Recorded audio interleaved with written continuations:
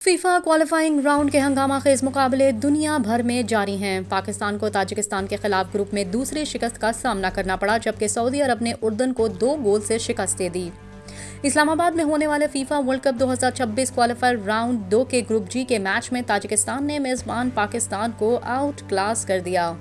Match Barq रफ्तारी से शुरू हुआ और मेहमान टीम ने लगातार 2 गोल दागे। अभी चंद मिनट भी न गुजरे थे, पाकिस्तान की जानिब से रईस नबी ने गोल बनाकर स्कोर 2-1 कर दिया।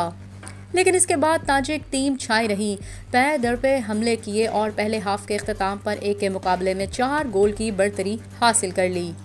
दूसरे हाफ में भी ताजिकिस्तान ने मजीद 2 गोल किए। पाकिस्तान टीम दूसरे हाफ में भी कोई गोल ना बना सकी और ताजिकिस्तान ने मैच 1 के मुकाबले में 6 गोल से जीत लिया।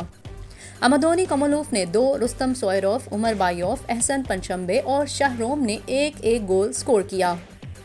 मैच के दौरान कौमी टीम के ज्यादातर खिलाड़ी बैरून मुल्क से ताल्लुक रखने के बाइस खिलाड़ियों के माबैन तालमेल का शदीद फुकदान देखने में आया, जबकि साबिक कप्तान मोहम्मद ईसा ने मीडिया से गुफ्तगू करते हुए कोच की जारहाना हिकमत अमली को बड़े मार्जिन से शिकस्त की अहम वजह करार दिया।